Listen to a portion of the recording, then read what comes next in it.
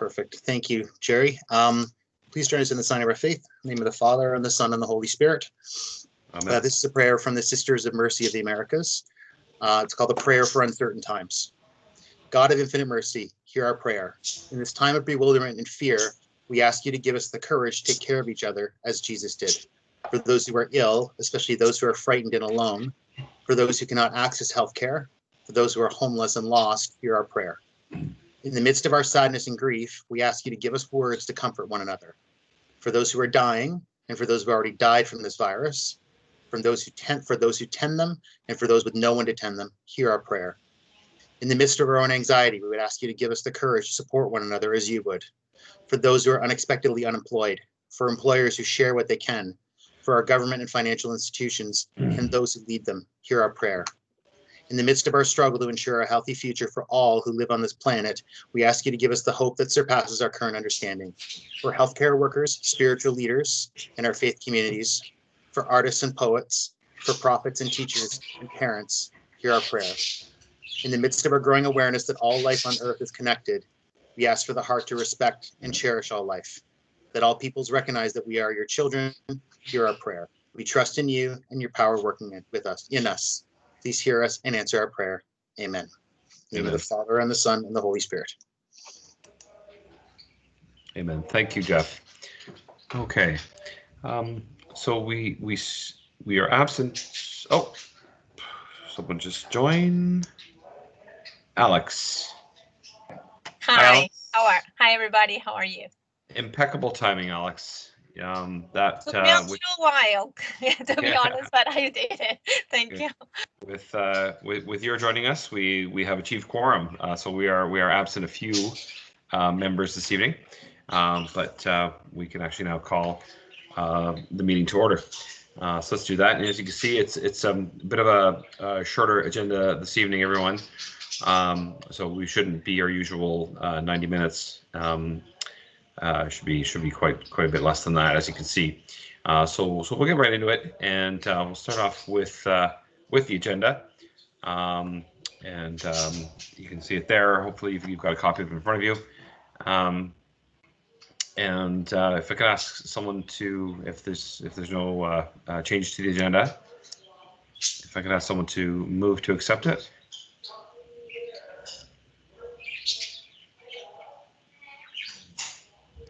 It's Andrea. I'll move it. Thank you. And may I have a seconder, please?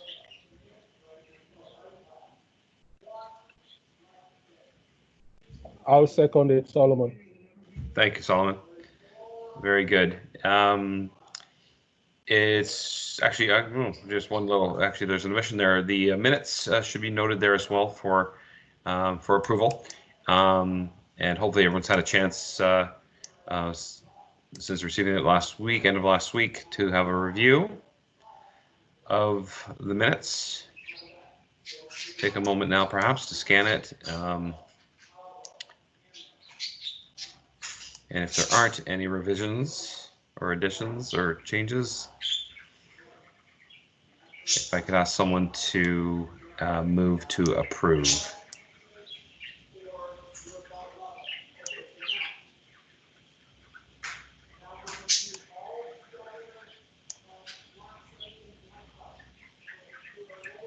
Hi, it's Joel here. I'll move to approve.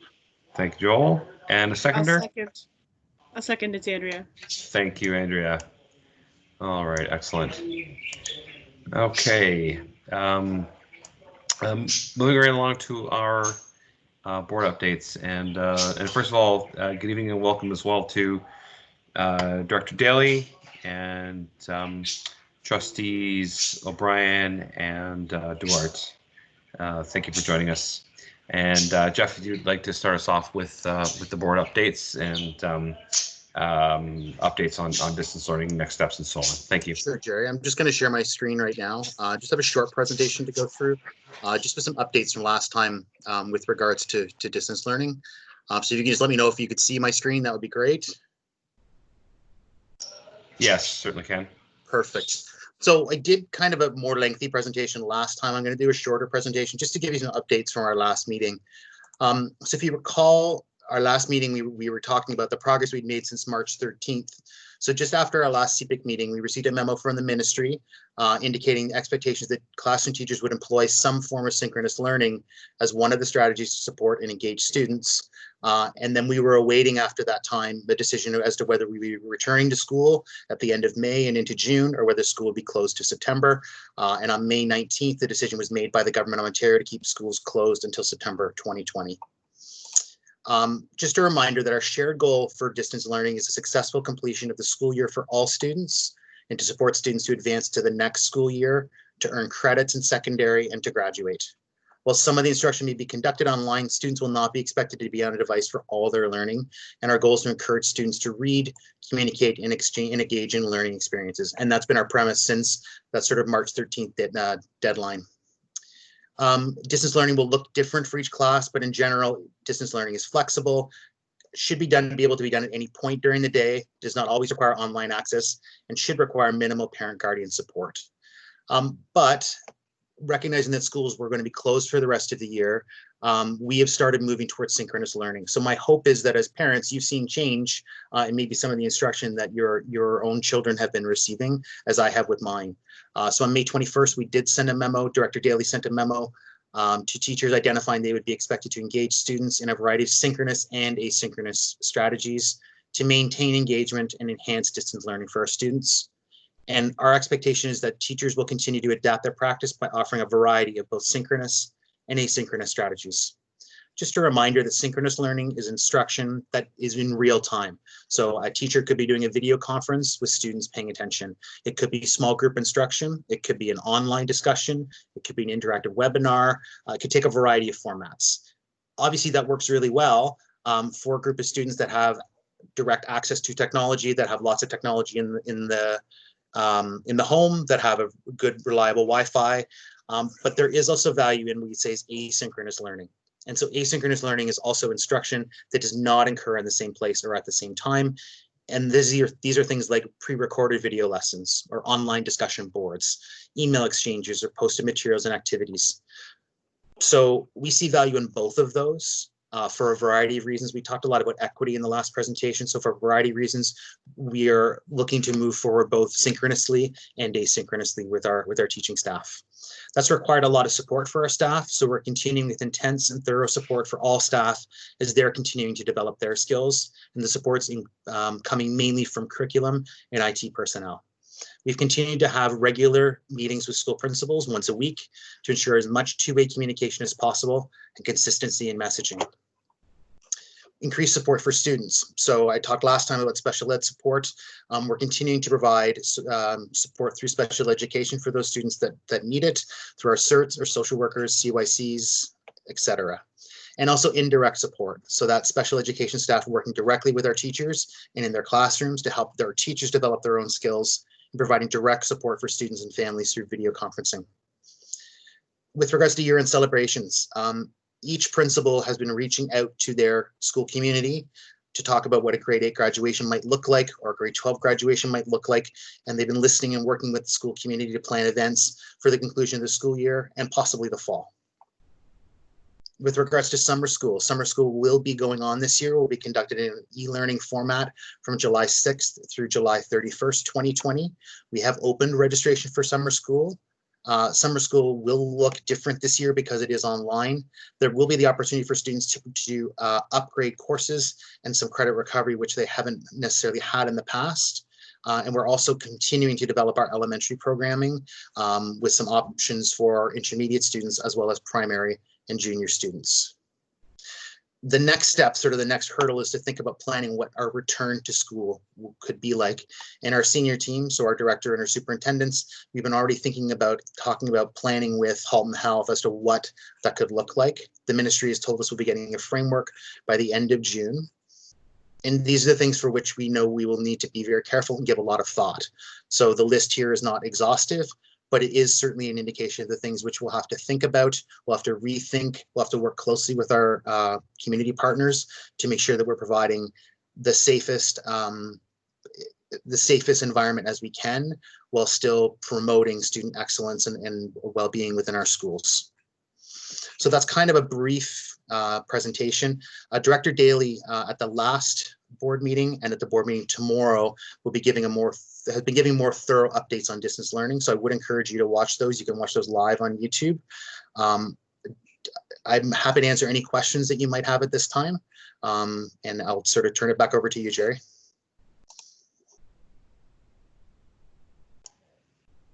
Thanks, Jeff. Yep, floor is open. If anyone has anything they'd like to ask of Jeff.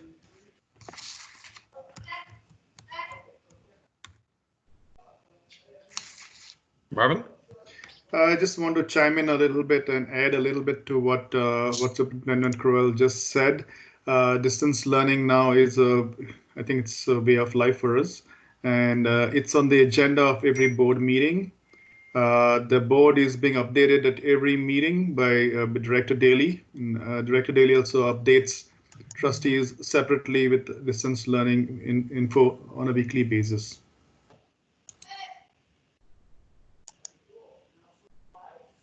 Okay, thank you, Marvin. Joel, go ahead, please.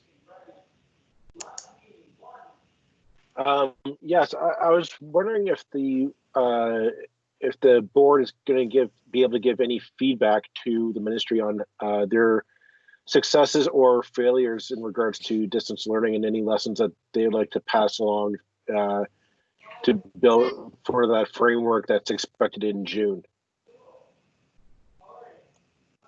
Hi, Joel. So to answer that question, we are in regular dialogue with the ministry. We do have teleconferences with them once a week where we receive information from them, and then we also have the opportunity to ask questions. And we have been asked for input around a lot of the decisions that they've been making. I would suspect that there will be further contact to boards to get a sense of what input we might have. I also know that we are planning sort of a survey to kind of get more feedback from parents about some of the successes that we have and some of the improvements that we should be considering as we may have to go back to this model next school year. We're not entirely sure what next school year is going to look like. Does that answer your question? Yes, it does. Thank you. All right, thank you, Jeff. Thank you, Joel. Andrea, please go ahead. Thank you. Through the chair, it's 2 questions. 1, how confident are you that you are going back in September? And then by extension, if you are confident, what do you anticipate in terms of reach out to parents in advance to prep, and do you need any help from us? Those are 2 great questions. I'm an optimist, so I'm always optimistic that we're going to be able to find a way to be back to school for regular school in September. But I'm also a realist in that I can't predict exactly what it's going to look like. So I think what prudent planning will look like for us right now is considering a variety of different models that could look like full return to school, not a return to school, or some sort of blended return to school or part-time instruction, because we don't know. For example, the ministry, or the Ontario government has recently talked about regional opening, which is something that they haven't talked about in terms of businesses across the province. So what we may know to be true this week might change next week. So in our planning, we're definitely being thoughtful about all the different possible versions of what return to school would look like. And I would certainly, I think CPIC has an opportunity to be a strong voice in kind of listening to parent feedback, helping get out messaging as we are returning to school. I know we have a social media platform that we're trying to get launched, and I would certainly think that would be a wonderful way in which CPIC could try to support. And I will open to any other suggestions that you or other members might have about how you could be supportive in this. So thank you for those questions, Andrea. Thank you. Yeah, and certainly a little later in the agenda, we'll have an opportunity to speak about that. A little further on in the agenda, that'll very much be part of the discussion. So, by all means, let's get some ideas on the table to help the board formulate its communication plan. Okay, next, Alex, please go ahead. Hi, can you hear me there? Yeah, just fine. Okay, perfect. So the first thing that I wanted to say is I want to thank you all for all the hard work that you've done at the schools and putting the last meeting, the last CPIC meeting together and having it taped and recorded. I had the opportunity to listen to it again, and I think it's great. I think it will give a lot of support for the parents, and if they're able to see what's going on, I think it brings down a little bit the level of anxiety. I just have 3 questions right now. So my first question is regarding right now. My son is in grade 9, and I don't know if this is a general feeling, if it's just happening at my house.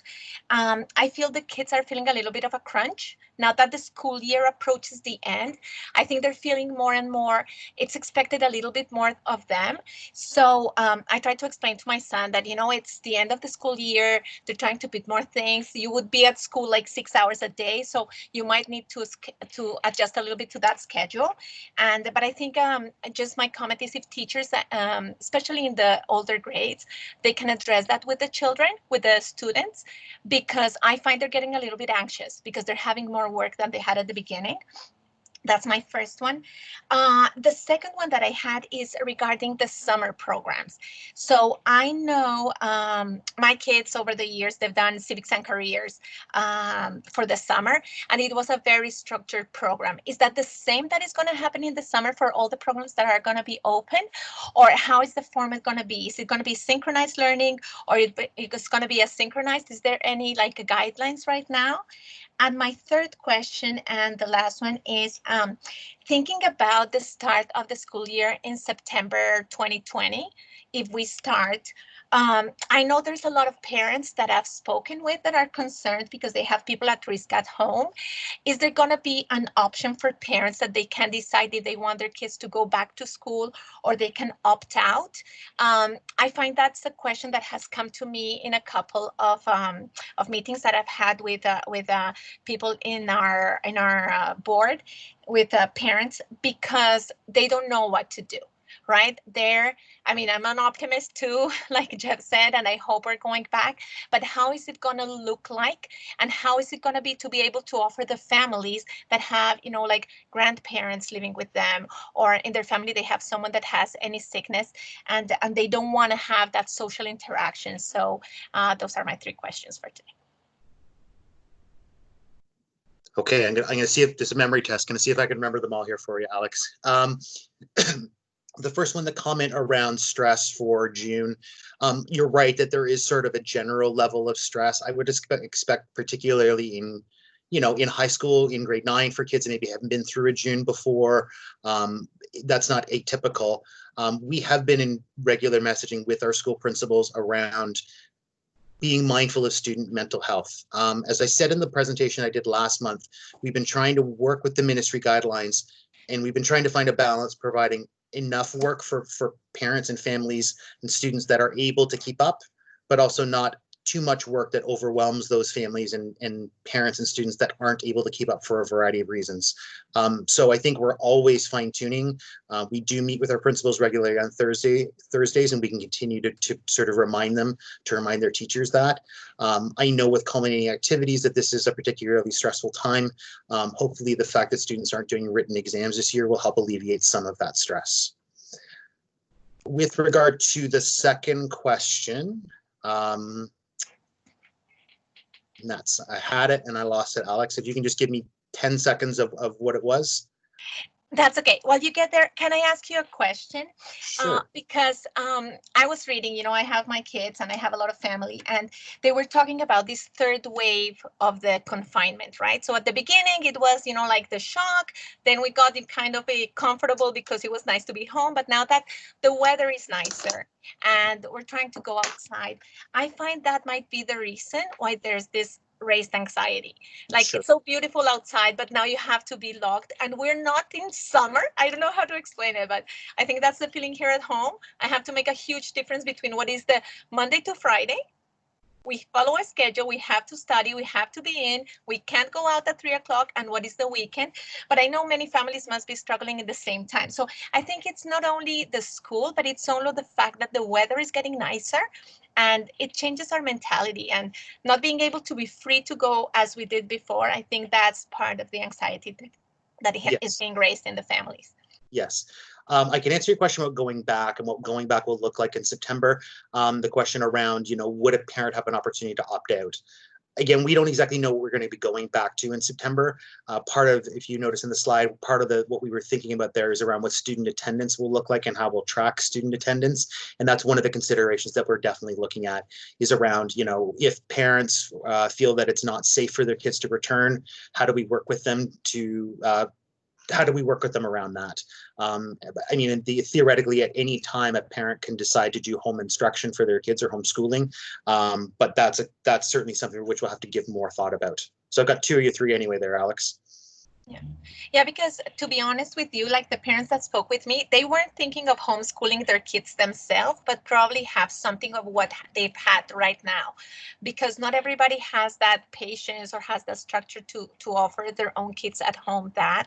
But I know the parents are thinking about it, and the fact that many of us will have to go back to work in September, I think that's what raises the anxiety of, okay, I'm going to work, but then if my son goes to school, he's not exposed to one person, he's exposed at least to 10 more people. And then you start looking at how many people, you know, like your family's interacting with, that can be, you know, like scary for some families. Sure. And what I can say is all of those things are being thought about at the ministry level, as well as with Halton Health and with our partners. And the third question I just remember was about summer school. So summer school will look like it has for civics and careers for those online courses in the past, will not look like the current distance learning model. It'll be based through D2L. It'll be that sort of every day there's an expectation about the amount of hours that students are putting in. So it'll look like our traditional online summer school.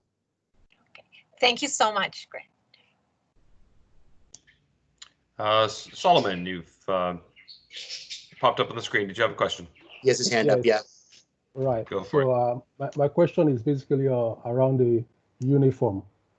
You know, I know we started something around the uniform before we went on this break. What is the situation right now? Because I know I did receive an email from the ISW. Were they finally chosen, or what is the whole situation at this point? And that's a good question. I had a principal ask me the same question today too.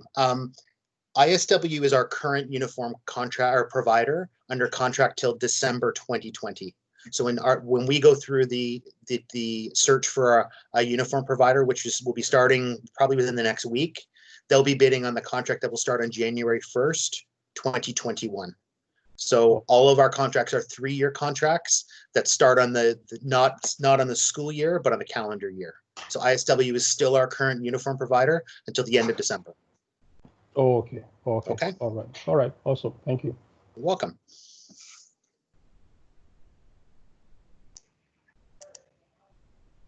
Okay, I don't see any additional hands up at this time. So thank you, Jeff, for that update. Was there anything else from the from a board update perspective, Jeff? No, I think that's probably sufficient. Like I said, that's the things that I think most parents would be interested in kind of knowing right now.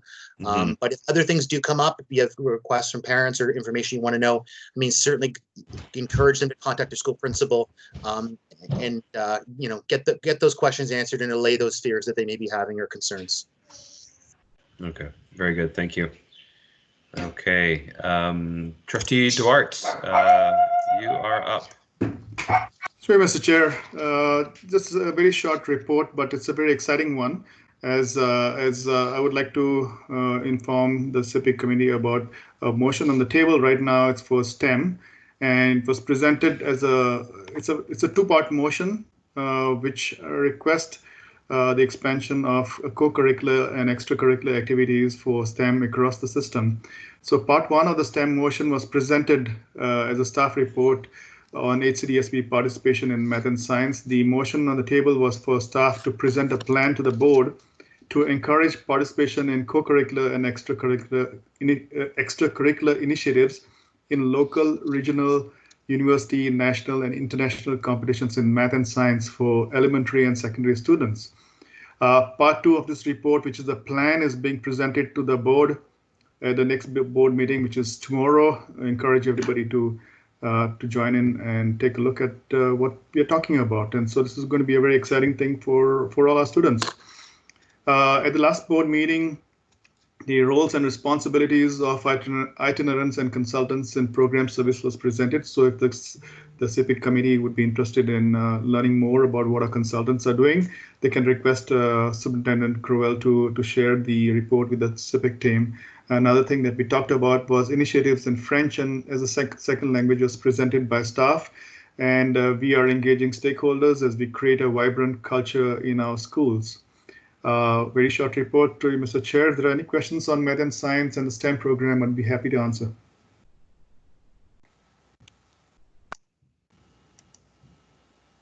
Thank you, Trustee Duarte. The floor is open for questions.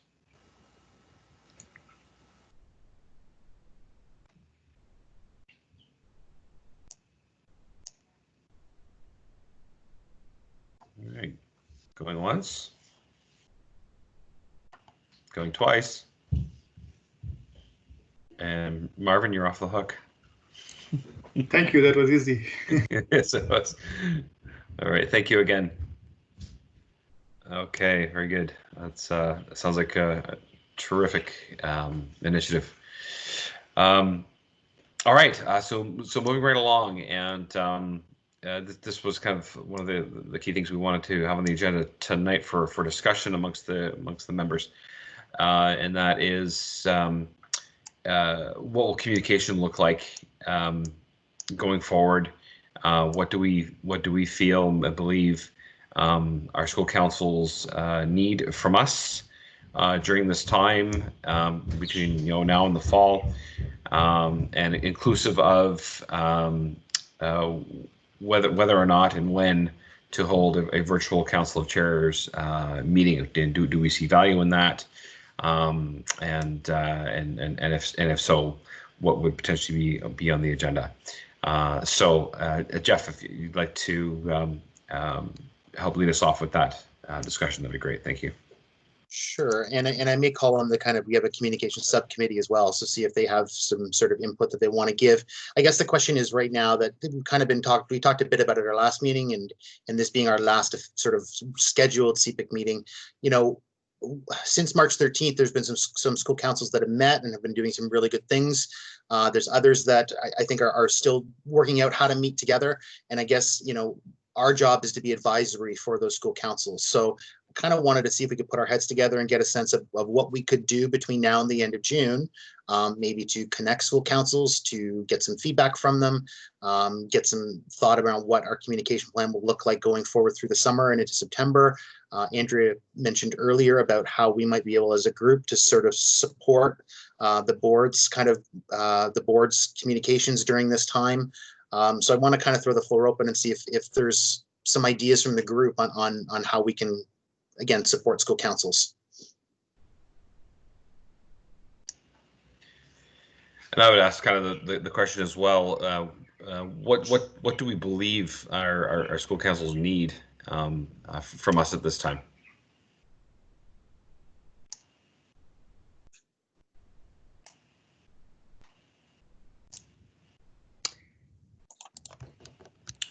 Denise, thank you. Sorry, I hope you can hear me. Yes. So I'm just with what Jeff was mentioning prior. You mentioned that some councils are meeting and some aren't. So I think that's a starting point. Like, what are some of the challenges that the councils are having that aren't able to meet? Is it just trying to figure out the logistics of things, or I mean, because if they're sort of on a different platform, it might be interesting just to delve into what are some of the challenges for meeting, if that's the case, and the ones that are meeting, what are some of the things that they're discussing, and how can we support going forward? So it sounds like it's a bit of all over right now, which I would expect it to be. But I think I'm struggling with a bit of a framework to help if I don't get a sense of what sort of is happening. I'm not getting it. I'm not getting it from my daughter's school in terms of feedback about what's going on. But indeed, I know friends that are in other schools. It's quite vibrant, and there's been a lot of activity going on to support the school from a council perspective. So if maybe Jeffy could provide some insight, or maybe Vince from a principal's perspective, that would help. Thanks. Yep. Thanks, Denise. I do see Vince has put his hand up to help answer that. Go ahead, Vince. Hey, Denise. To answer your question, I think you hit the nail on the head there. I have co-chairs on my school council, and we've been in communication back and forth. We are going to have our meeting next week, a week today.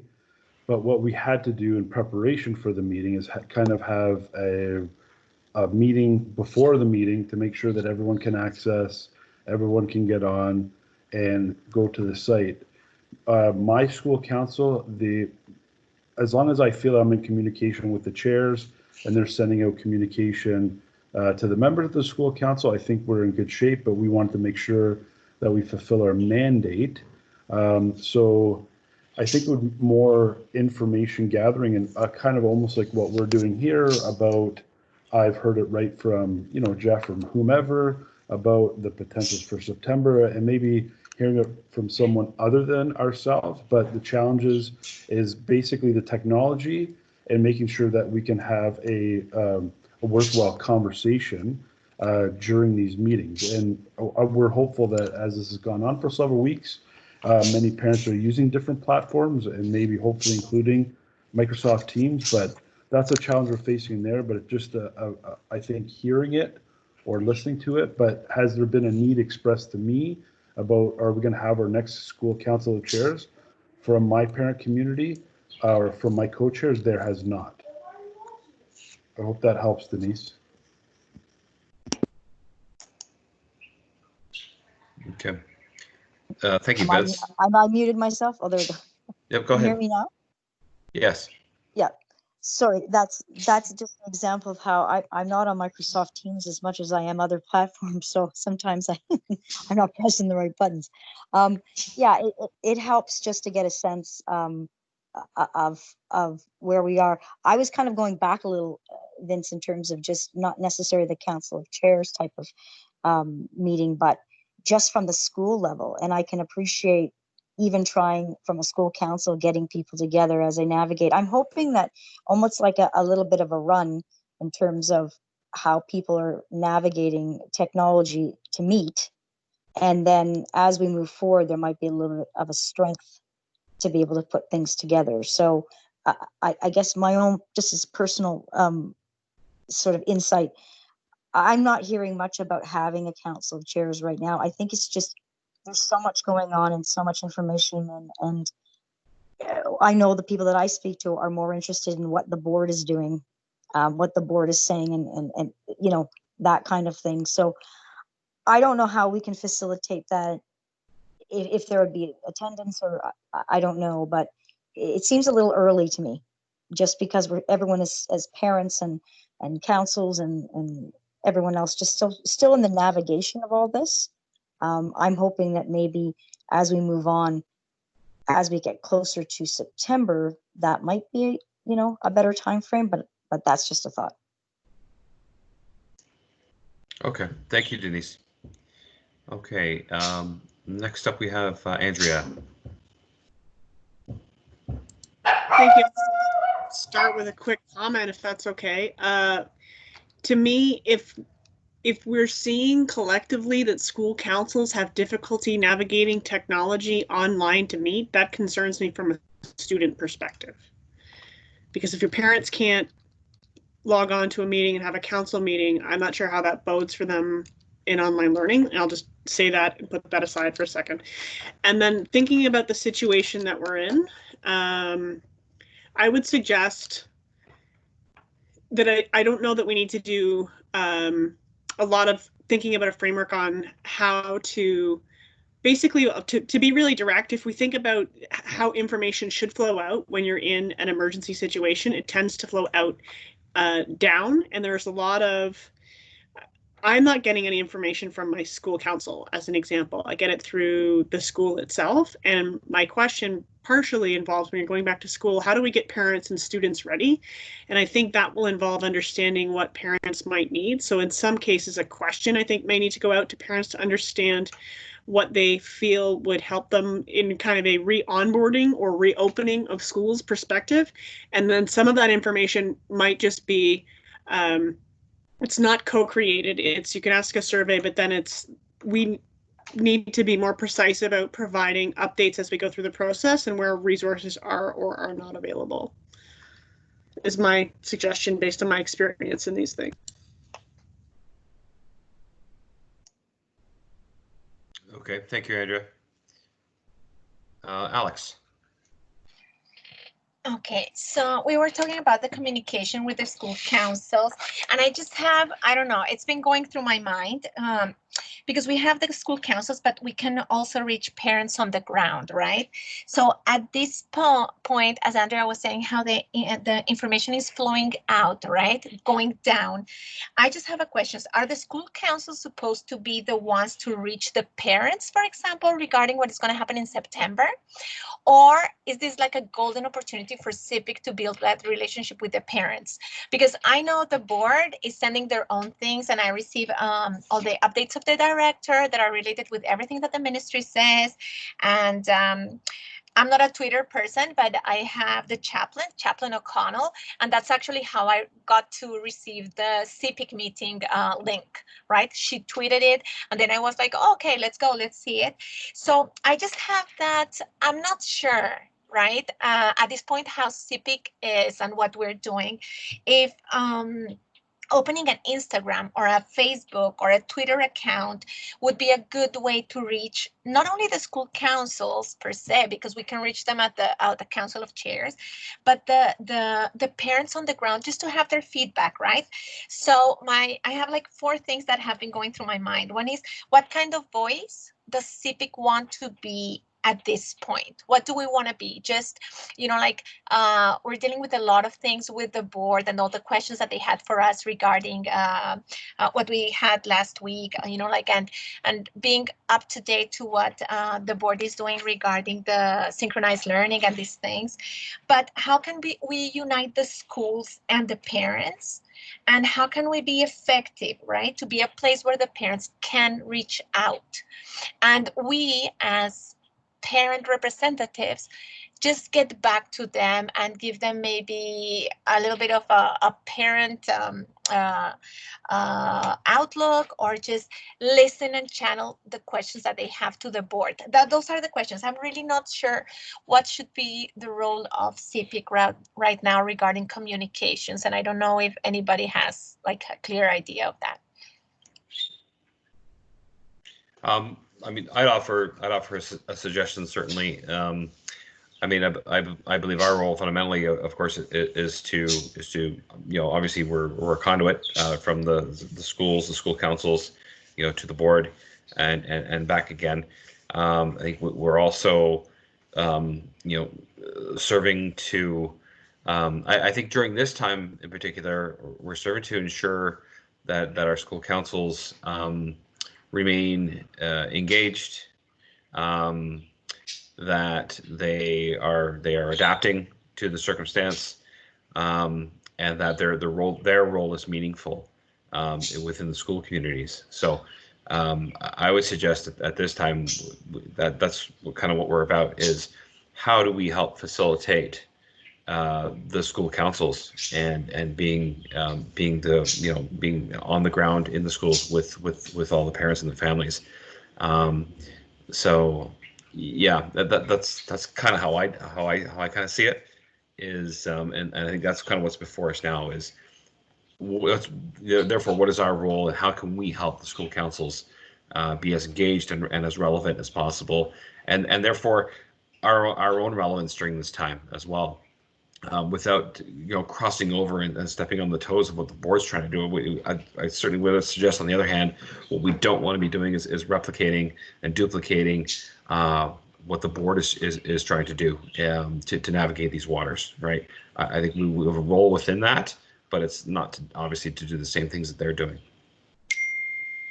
Gary, because I really appreciate what you said. My only question was, but there's not too many options for parents right now for parent engagement, like hands-on, right? And people are very busy, to be honest. But how would it look like also in September, so we can be ready as a committee to meet those things? I think it would be worth it to try to do a council of chairs. even just to have it, like just to see how it would work and what are the difficulties that schools have, which schools have the technology, which people can do it, and who can't. So for next year, we're ready to do that, because probably that's the way that we will have to run the Council of Chairs next year. I mean, if we're still doing social distancing, I don't think it's going to be possible to have a Council of Chairs as we've had it in the past. So I would think maybe June the 10th is a good date, or maybe just give 1 week more. I don't know. I just put that on the table there. Okay. No, thank you, Alex. So noted. Joel.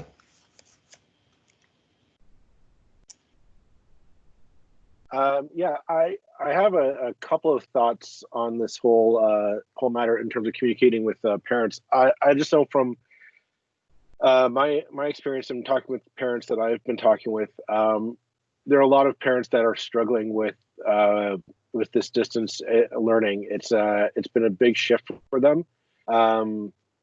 There's a lot of questions, there's a lot of concerns in terms of how their children, I know from my personal experience, on how they are interacting with the curriculum now in a different way. And parents have been forced to take on a far more role as partners in their child's education than I think we've ever had to do in the past. And for a lot of parents, they're struggling. You might have 2 or 3 kids at home, maybe even more than that, all of varying different education grades, grade levels and skill sets and what have you. And I think our goal might have to be shifting to how do we support parents in doing that, without stepping on the board's toes, of course, or to kind of but to just be that extra pillar of support for families now, especially when this looks like it's not going to be ending anytime soon. We might be going back into a similar situation than this. Maybe not in September, but maybe this time next year we're back into this framework. I think that might be an area that we might want to direct our energies, is all.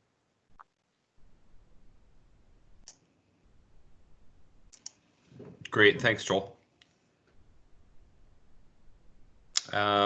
Okay, just looking.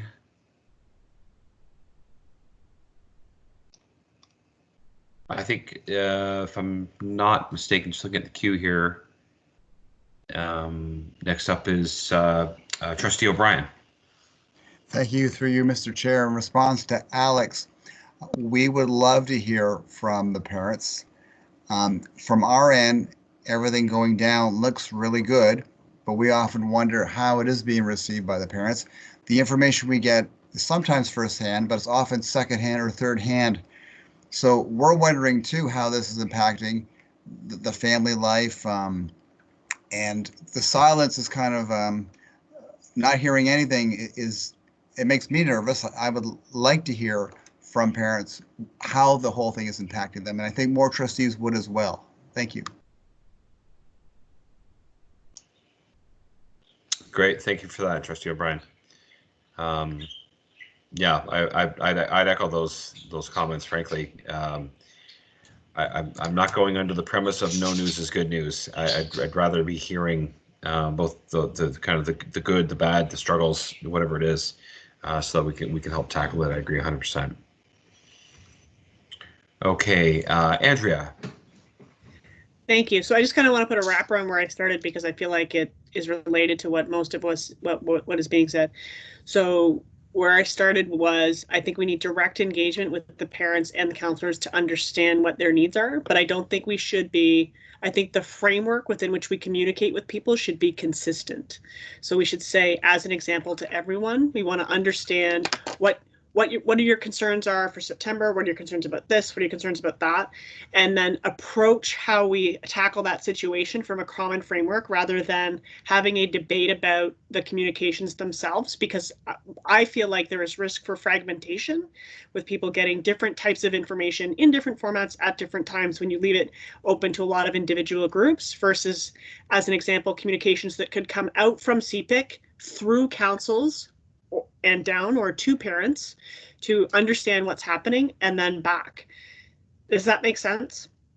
I'm decoupling engagement from channels and communication strategies. So getting feedback and understanding what people need, but doing it in a way that is consistent. So it's not, oh, I go to such and such school, I have no idea, versus I go to this school and I heard directly from my council. Just ask the councils to do the same things. Right. Yeah. No, there's a lot of sense in what you're saying there, Andrea. Noted. Thank you. Okay. Now, Joel, I recognize your hand is up. Jeff, I see your hand is up. Was that in response to Andrea or separate? I can wait in queue. It's okay. Okay, thank you. Joel, please. Hi, back again. In relation to what Andrea was just saying, this might help. This might be helpful. This might not be. But I know the communications subcommittee has been talking for a while now about getting our social media up and running, which I think is we really should try and focus on that now in light of this pandemic. Just as I think it allows us to communicate directly with as many parents as possible, and we can also tie in with as many parent or school councils as we can. It's just I think as long as we can cast our net wide and try to talk with the parents and get that dialogue going, because the problem is, I have not heard from my school council at all since this whole thing has started, and I'm wondering how many councils out there are just starting to fragment because there's not that routine of going into your school on a regular basis for a meeting, and not every parent is comfortable with conference calls such as this one. Yeah, indeed. Yep. Thank you, Joel. True enough. Jeff, please. Sure. Lots of good feedback. I appreciate all of this. It's very helpful. I think we should sort of keep our focus, as some of you have said, around how we can support school councils. I know the board is looking to sort of solicit more. They back in sort of mid to end of March, we did do a parent survey. We are in discussion around that sort of type of survey again, so getting direct feedback from parents. I think we have an opportunity, as some of you have said, to really help school councils continue to support parents, because they're going to have the flexibility at the school level to help provide maybe more individualized support for what a school community might need than what CPIC might be able to do for the whole HCDSB community. I think Alex's point around trying to have a council of chairs now, even just to take stock of how well it was attended and what capacity we might need to build further to be ready for our next council of chairs meeting in October. I think that would also be prudent. And I also agree with Joel that, if we can get some sort of social media presence, that will allow for that sort of two-way flow of communication and certainly increase CPIC's profile. I know that's something we've been talking about for a while now. And this is maybe that opportunity where we can help fill a void for parents, and increase their engagement with our board and with our school councils.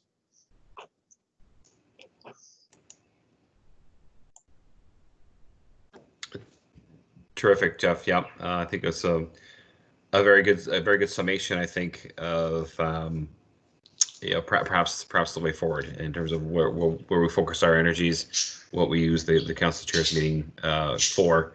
But let's continue on. I've got a couple more hands up here, so let's take a couple more. Alex, go ahead, please. Yeah. So Jeff, thank you for your comment. I think I think you nailed it. I don't know how to say it in another way, because what Andrea said about the risk of fragmentation is true. It's the job that the board has been doing, reaching the ground parents, is great. But then if we're going to focus on the school councils, we really need to, it would be ideal if we can come up with a strategy to address and see where is each school council, because there's going to be schools that might need more support from CPIC than others that might be very independent, and definitely there's a void right now. I think if we can bridge between every school council and make them understand that they're not by themselves, that still they have someone that is supporting them through CPIC, that could be a really good added value from all this situation. And like just the topics, just starting the dialogue with the school councils, and the voice that we can start building in Facebook or on Instagram or on Twitter. I'm not a social media person in that sense. So just to come up with a strategy, who can take care of it? How can we start it? What would be the image that CPIC is going to show? I think that would be really great if we can have that in these next weeks or before the school ends. So for September, we already have built something that is going to be, has been a little bit of proven during the summer. So I don't know what's the availability of anybody, at the board, or even as the availability of us as a committee, during the summer. Okay, thank you, Alex. Good, valid points there. Okay, Solomon, I believe you're up next. So just to give us make a comment on feedbacks from parents.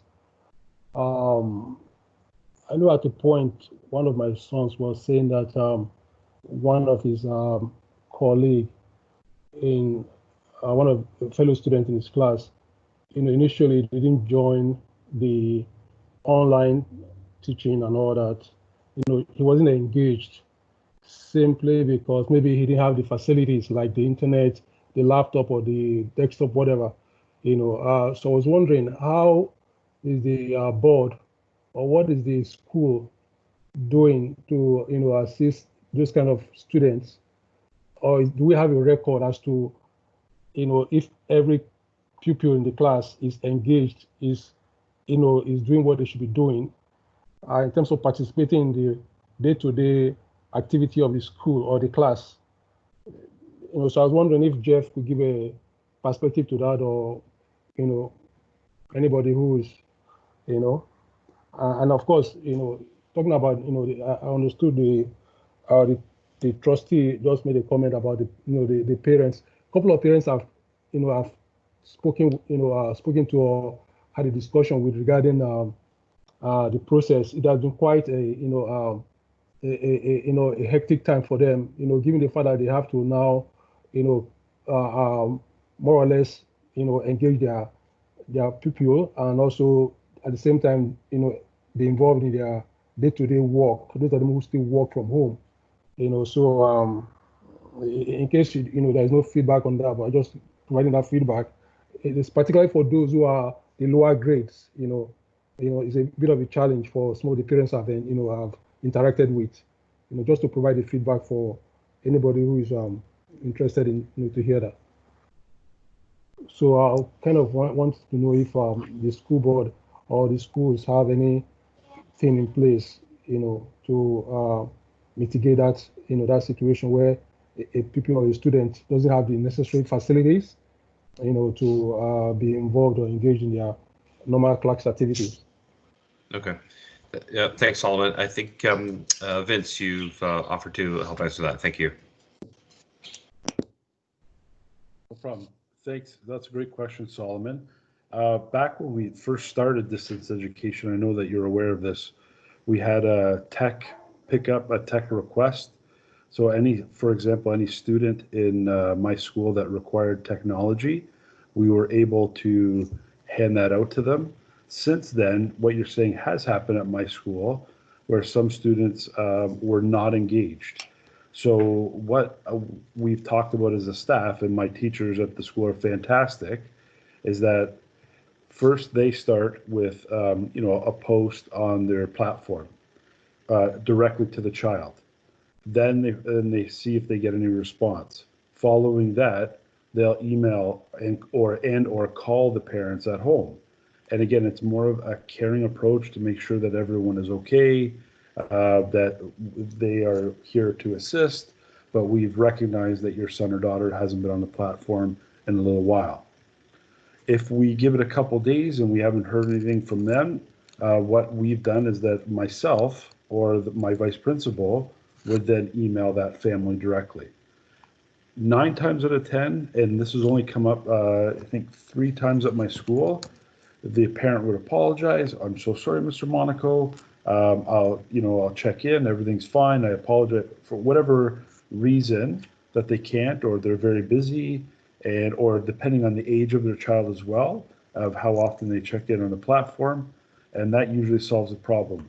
What we've been instructed to do, and we had to do once at my school, is that we are not fearful for the family, but the boy hasn't checked in, parents haven't responded, and we've even gone so far as to send them a registered letter at home to say that we care about the learning that your child is doing over this, May and June, and please let us know that we've tried to contact you on several occasions, and we'd really like to hear from you and your feedback if there's anything we can do better to support the child. So we know that the family is safe, but we don't know why they're not returning our calls. So we are going to take it that next step forward. So it's a process, and each is a kind of a step, and we are waiting to hear back. We afford parents and families every opportunity because we know, and living beside two children at my dining room table, how difficult it can be. But we just want to afford them every possibility to answer us, but not pressure them, but support them in doing so. So I hope that answers your question, Solomon. Yes, thank you, Vince. Terrific. Thanks very much for that, Vince. Sorry, can I just add one thing there? Yeah. Vince has given a very good example of what our direction has been to principals, and how we've, really tasked our teachers and our support staff to continue to try and engage and reach out, connect with those children that maybe aren't engaged. And as Alex said earlier, even though the weather is getting better, and sometimes what we're finding is, as Vince alluded to, there's some families for which it's just overwhelming. It's too much. Sometimes we have, as I mentioned in our last presentation, sometimes you have kids that are working a full 40 hours a week just to help support the family. They're caregiving for younger siblings, but I can confidently say that our teachers are continuing to try to reach out, trying to engage with our students, and supporting them whatever way that they can during these times. And Vince's example of how that process worked was excellent. So thank you, Vince. That was great. You're welcome. Right, but that was under Pat's and your direction, so I just carried out the plan. Thanks, Jeff and Pat. All right, great. Thank you very much. Next, I believe we have Trustee O'Brien. Thank you, through you, Mr. Chair, to Solomon. Solomon, just to let you know, you can email trustees anytime. During the whole pandemic, I've only had one email from a parent, and I know there's more concerns out there than that. So please feel free to email me. And a question to Jeff Kroll. You mentioned a social media platform that might be a good way to engage parents at this time. Do you envision the trustees being able to weigh in on that just to meet the concerns of the ratepayers? Thank you. I can try to answer that. I don't think that that's the intention of it, to be honest, Trustee O'Brien. I think it's something that's meant to be really by parents for parents, that it is an initiative of the CPIC committee, and that it will be a way for which we could provide positive engagement for parents. I can defer to anyone in the communication subcommittee if they want to address that further, but that would not be, I guess, the best vehicle for trustees to sort of be getting that type of information.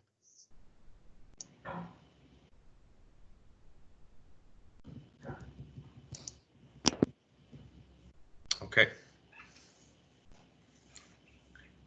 All right. Thank you, Jeff, for that further edification. Okay, just going back in the queue here. Alex, did you have your hand up again? Or did we already get you? No, I'm fine. Okay, thank you. Director Daly, I see your hand up. Yeah, thank you. I was just going to suggest that if individual trustees haven't had much contact or concerns raised by parents, that might be because if the parent had a concern, they went to the classroom teacher and had it resolved, or if not with the classroom teacher, they went to the school principal and had it resolved. That's all. Okay, thank you, Director Daly. Yep. And Joel, I see your hand up again. Yeah. As somebody who sits on the communication subcommittee, we've been talking about how we wanted to approach the communications from CPIC to councils. And the sense that and if anybody wants to correct me from the committee, by all means chime in. But the consensus that I felt was, while the board would have kind of communications coming down, we kind of be like a way of communications going up, a way to hear from councils in terms of how schools were operating, how schools were feeling, and best practices to kind of facilitate that. So I don't know how necessarily if a trustee wanted to chime in with the social media aspect, I think it would be great to maybe hear what parents had to say and take some kind of unfiltered advice if that's the case. But I don't know. I think there's already methods of that for trustees to communicate directly to parents.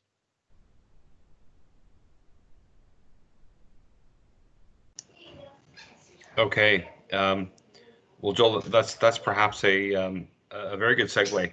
I don't see any further hands up. So just in terms of next steps, then we've had a pretty robust conversation from many different angles as to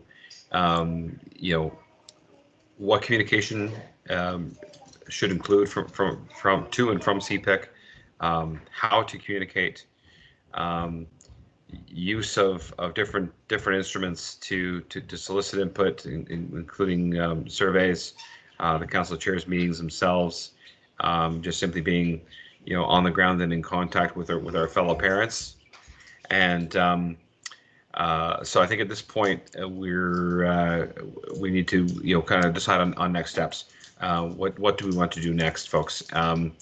So there is as one possible next step, and I think I heard it a couple of times, is using a virtual council of chairs meeting in the next couple of weeks to engage the council of chairs, gather their input, both in terms of not only what they'd like to see going forward and support from CPIC, but also perhaps an opportunity for sharing of best practices. What are some of the more active councils doing?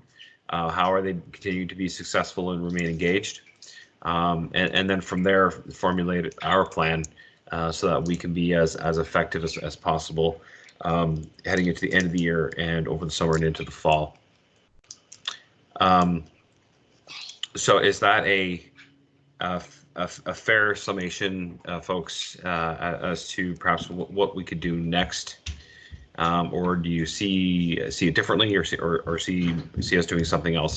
So open to proposals at this point for ways forward. So what I'm proposing is that we proceed with a virtual council of chairs, engage the councils, and help that inform our plans going forward.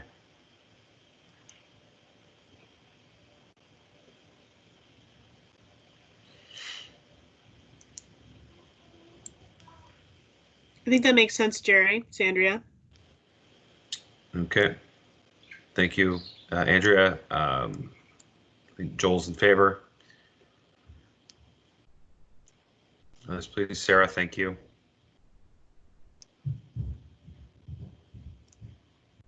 Thank you, Alex. Okay. I think we've got pretty well everyone in favor of taking that as a next step. Thank you as well, Solomon. Thank you.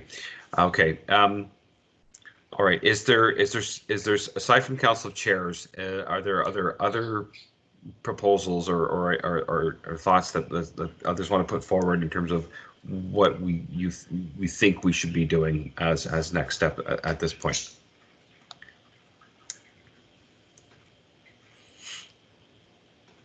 Alex. I don't know if we can talk with Andrea Swinville and talk about the new CPIC logo. If it's possible just to in some way give our feedback, just so if we start any social media platform or any communication or anything coming from CPIC, that CPIC logo is the one that is used. Okay.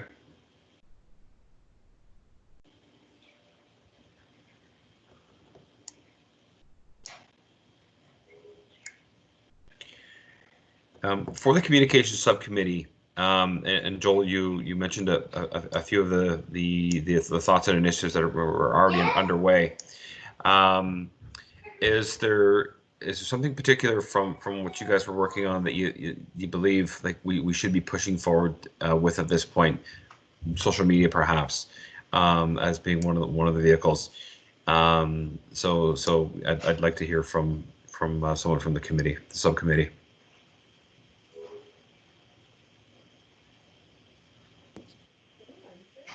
Jerry? Yes. Okay, if I go ahead? Yes, by all means, Vince, go ahead. Yeah, so I think the timing has been affected because Andrea did help our subcommittee in develop, I think she called it a badge, if I can remember it correctly. We're in the process of getting that Twitter standards of practice, and then everything happened with the school closure. So that's all in the queue. Andrea has that already for our group, and it was just a matter of rolling it out, moving it forward, and it would be something similar as we discussed as subcommittee that CPIC in our board was already doing. So good news stories, retweeting, and just making sure that when we start in the new presence of CPIC and social media, that we just make sure that we have that concrete plan of moving forward. However, when this plan is all about to start, our schools closed and our focus shifted. But it is in queue, Alex. I think everything is just set and ready to go. And it's a matter, I guess, of our subcommittee meeting up at another time and developing our plan of who's going to manage it, who's going to roll it forward, what we're going to say, who's going to retweet. So I guess it's our little subcommittee. But I think that everything behind the scenes is all set to go with us. That's my understanding in chatting with Andrea in other capacities, but in chatting with her, I think it's all set and ready to go. She just needs the green light from us and CPIC to get it going. Okay, very good. Thanks for that clarification, Vince. Okay.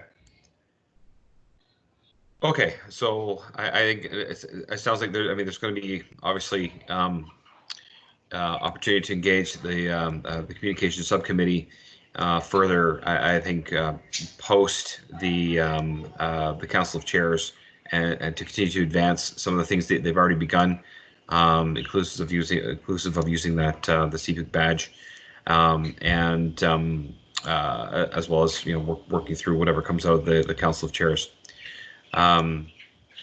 Okay, just reading the notes there. Thank you. Yeah, and that's great point. I kind of what I was saying there, Alex, around scheduling a subcommittee meeting at some point. So yeah, I think it's an important next step perhaps after Council of Chairs. If that makes sense. Okay, so in terms of Council of Chairs date, then we originally had proposed June 10th, but that it feels quite tight. What do others think? Kind of proposed dates there, June 10th or 17th. I mean, I'm just in conversation with Jeff. I shared, I don't know, people's availability seems to be quite good these days in the evenings because they're not tied up with kids' extracurricular activities and whatnot. So I don't think we can go too far wrong. But that said, allowing ourselves enough time to put it together and give enough notice for people to put it on their calendars. What do people think is reasonable? And just by way of comment in the chat, perhaps express your preference for June 10th or June 17th, or if you have an alternate proposal.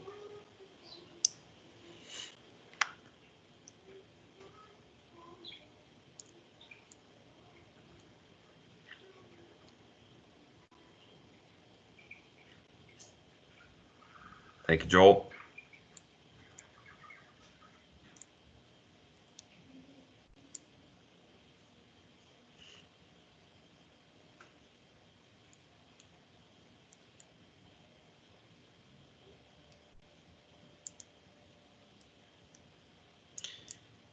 Anyone else like to express a preference of date?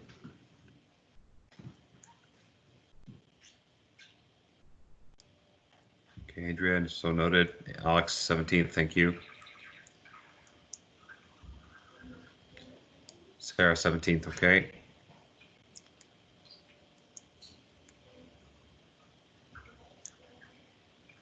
Okay, I think we probably have enough enough of us weighing in to say that the 17th sounds like a reasonable date. Okay, very well. I think it's safe to say that that proposal is carried, and we'll proceed with the virtual council of chairs. In fact, in a separate discussion, Andrea had also offered to assist and help me pull it together. Thank you for that, Andrea. And thank you, Jeff. Save the date. Terrific. We'll get that out as soon as possible. And I think in that communication, Jeff, I think it'd be important to say that we're using it as a forum to gather their input. Also, an opportunity for sharing of best practices and what councils are doing right now in this virtual environment we find ourselves. So if you could give them a little bit of a clue of the agenda, I think hopefully that will encourage attendance. Our worry is that there's a bit of fatigue right now with having to manage everything else on people's home fronts, between work, careers, schooling at home, and so on, and the other pressures of the environment we're in. That we may not have a great interest in the council of chairs meeting. But I think, for all the reasons we've already discussed this evening, that we strongly promote and encourage them to come out one more time in a virtual format this year before the year is out, so we could get their voices heard. Sure, Jerry, that's great. I can definitely include that. Yeah. I think it'd be good for them to know that it's not a typical council of chairs meeting. It's a very specific focus based on the times that we're in right now. Yeah, excellent. Thank you, Jeff. Great. Other agenda items, agenda items, we would, although it's not a typical council of chairs, I think we would of course still invite our chair, Tomasi, to attend if he can, to speak on behalf of the board, as well, of course, Director Daly will be there, with delivering our updates and messages directly, and I think that'll be highly valued as well. Getting some of the stuff that we've enjoyed at CPIC, getting some of these direct updates, getting them to the full council of chairs as well. Okay, all right. So we'll set about getting that organized, and more to follow. And thank you everyone for the invaluable discussions and points raised. Very good. Okay, moving on our agenda here. Denise, OAPC update, please. Okay, so the first thing was OAPC did have their virtual summit on May the 9th. It was quite well attended. There were 150 participants virtually. So that's the first time they've done something like that at OAPC. So sort of commenting on, following what we're planning to do, there can be parent interest, and we were a little bit surprised that we had that much, but I think just because of the topics that were presented by Sarah Westbrook and Rob Gallo and Paul Davis, there was a lot of good feedback back and forth. There were books, so if Halton participants did participate, I haven't got the numbers yet from OAPC themselves, because I was looking for a breakdown of parents by region. So I was interested in how many parents from Halton had attended. But those who did attend would be sent books by both of them, because there were books being sent if you did register. So other than that, OAPC is sort of in the position of direction as well at this point. We were to have had a board of directors meeting last weekend. It was postponed. So that will be, I'm sure, upcoming sometime in June for me as well. OAPC is still taking a very strong role in speaking to the ministry from a parent perspective.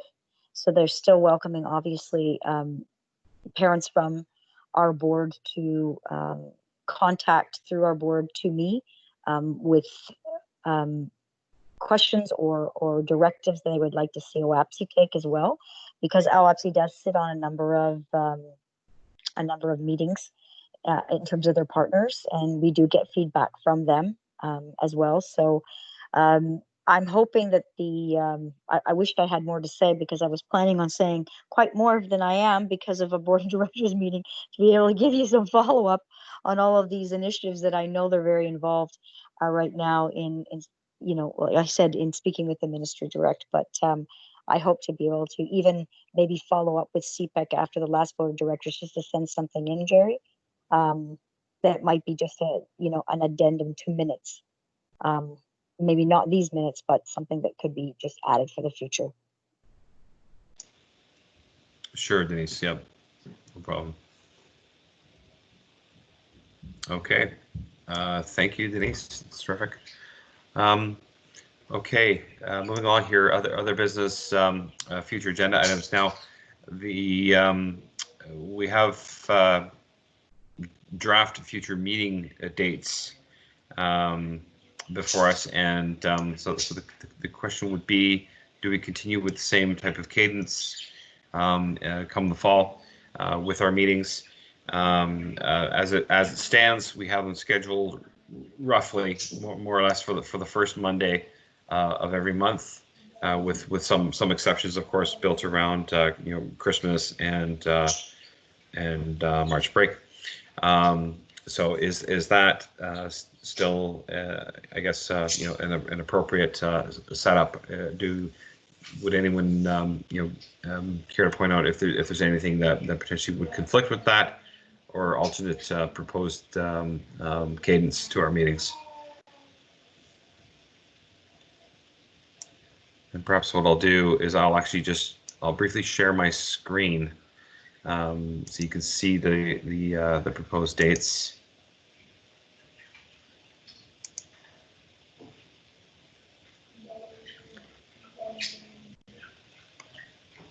Okay. So hopefully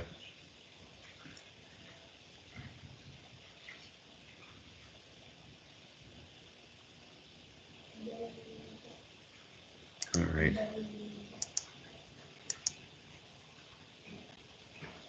Okay, and of course we can share these around as well. But if again, if anyone sees potential conflicts or whatnot, please do raise them. Okay, I see a couple of hands have gone up here. Andrea. Hi, and we talked a little bit about the election process, but I mentioned that Monday is a harder night for me. I do have conflicts on 2 of those dates currently.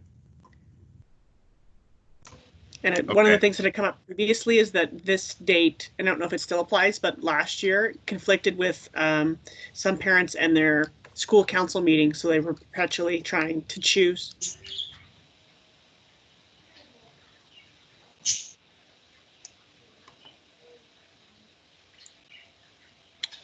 Sorry, Andrea, that last point. One of the things that was raised previously was the first Monday of the month was often a school parent council night as well. Right. So it created new conflicts.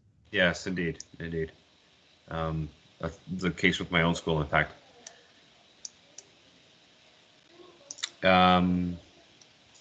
Jeff. Yeah, I mean, in previous years, before this one, there was an attempt to have 2 of the meetings sort of done virtually, so by teleconference, which was sort of met with mixed success based on the technology that we were using at the time. I think that's something like, we've definitely learned that we can do these meetings this way. So we may look to potentially have 1 or 2 of these meetings in this format next year, as opposed to in the boardroom, to keep our own skills sharp, right? To recognize that during the winter, sometimes travel is a little bit more difficult. Might be something worth considering as well. Yep, valid point. Yeah, we're in a brave new world now with how we conduct meetings. So certainly we can leverage what we've learned. Okay. All right. Okay. If there's no further input, we can kind of park that for now. But we'll look to obviously nail down what that will look like for the fall in the next little while, so we can start to schedule ourselves accordingly. Okay. Any other business that anyone wants to raise?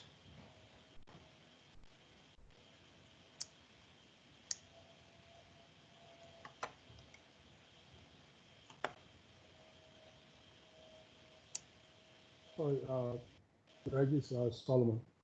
Yes, please, Solomon, go ahead.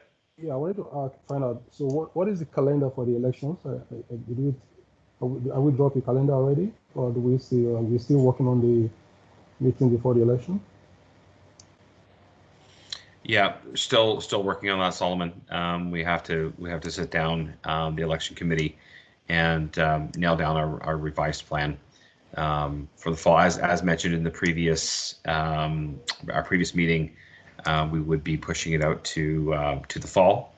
However, with communication going out before the end of this school year, advising what that will look like, so that those details are still to follow. Okay, thank you. Okay.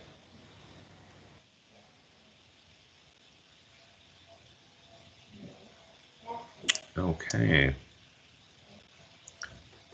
All right. Well, if there's nothing further, thank you all once again for the. Oh, sorry. Go ahead, Alex. Sorry, Jerry. I may have skipped this. Is there any communication that is going to be sent to the schools regarding the CPIC elections being postponed? I don't know if I missed that or. Okay. Yeah. No. Solomon just asked the very same thing. Oh, okay. Sorry. And yeah, that's okay. And the short answer is yes. Communication will be going out before the end of the school year to advise what the amended process will be, and that the elections will be held in the fall. Okay, perfect. All right, so just those details still need to be hammered out by the election committee. Okay. Okay, excellent. Oh, Denise.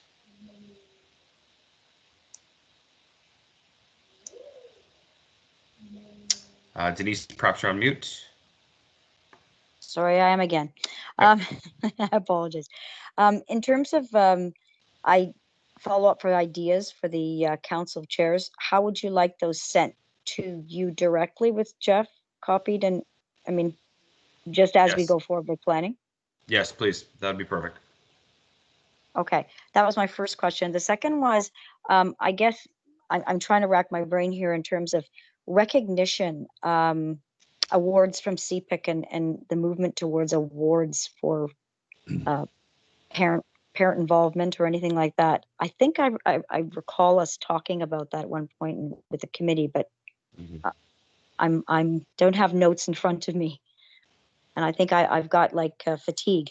So in terms of everything else I'm doing, so did we discuss this at some point about some CPIC and awards? I believe we did, but maybe just a refresher, because I know that has come to me from a parent about awards just in, passing a conversation. And I said, well, I could ask. Yes, so that was on our mandate for this year. We had some preliminary discussions on it.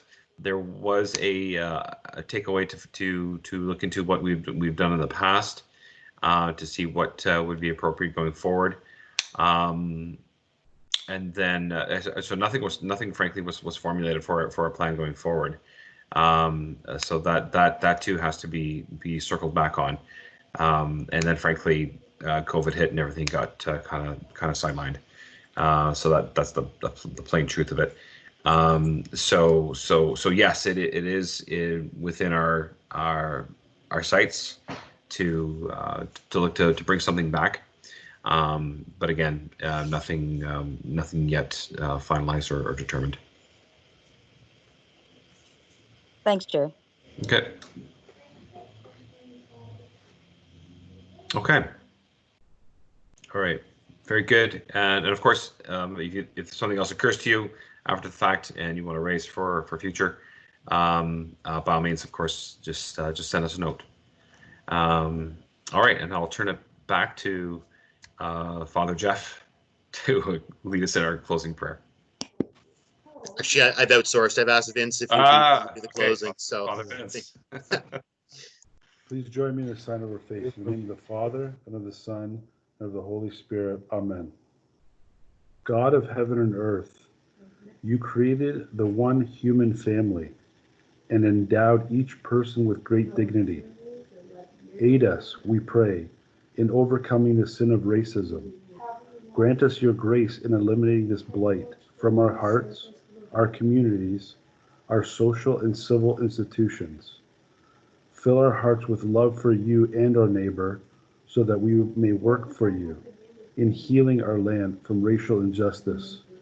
Through our Lord Jesus Christ, your Son, who lives and reigns with you in the unity of the Holy Spirit, one God, forever and ever.